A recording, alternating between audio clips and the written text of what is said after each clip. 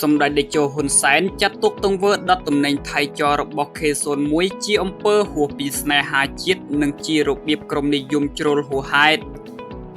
សម្ដេចតេជោហ៊ុនសែនបង្ហាញការខកចិត្តចំពោះលោក K01 ដែលប្រមូលមនុស្សថតវីដេអូធ្វើសកម្មភាពពាក់ព័ន្ធនឹងការដុតទំនិញថៃហើយបង្ហោះនៅលើបណ្ដាញសង្គមដោយសម្ដេចតេជោបានចាត់ទុកទង្វើនេះជាអំពើហួសពីស្នេហាជាតិនិងជារបៀបក្រុមនិយមជ្រុលហួសហេតុនៅយប់ថ្ងៃទី20 ខែតុលាសម្ដេចតេជោបានបង្ហោះសារនៅលើទំព័រ Facebook យ៉ាងដូចនេះថាសម្ដេចទើបបានឃើញវីដេអូមានរយៈពេល8នាទីរបស់ក្រុមដឹកនាំសម្ដែងដោយលោក K01 ទាក់ទងដល់ការធ្វើពហិការឈប់ប្រើប្រាស់ទំនិញថៃសម្ដេចពិតជាមានការខកចិត្តចំពោះអំពើមិនគប្បីរបស់បងប្អូនទាំងនេះជាពិសេសសម្រាប់លោក K01 តែម្ដងសម្ដេចតេជោគួរបញ្ជាក់ថាការដុតចោលទំនិញថៃការដាក់បណ្ដាសាចំពោះអ្នកលក់ទំនិញថៃដែលនៅសេសសល់លក់មិនទាន់អស់គឺជាអំពើហួសពីស្នេហាជាតិនិងជារបៀបក្រុមនិយមជ្រុលហួសហេតុសម្ដេចតេជោប្រធានព្រឹទ្ធសភាគួរបញ្ជាក់ថាប្រជាជនកម្ពុជាច្រើនណាស់ដែលធ្វើពហិការមិនប្រើប្រាស់ទំនិញថៃ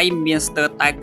99% ទៅហើយមិនថាប្រជាជននៅក្នុងប្រទេសឬបងប្អូនខ្មែរនៅក្រៅប្រទេសនោះទេចំណត់បញ្ហានៅត្រង់អាជីវករលក់ដូរដែលទំនិញថៃនៅសល់តើឲ្យពួកគាត់យកទៅណាដុតបំផ្លាញចោលឬលក់បន្តដើម្បីប្រមូលធ្វើជាដើមទុនវិញប្រសិនបើ K01 មានប្រាក់សូមយកទៅទិញទំនិញថៃដែលនៅសេសសល់ទាំងនេះធ្វើជាចំណីសត្វប្រសើរជាងការដុតចោលបើមនុស្សមិនទទួលទានទុកឲ្យសត្វស៊ីប្រសើរជាងដុតឬកំទេចចោល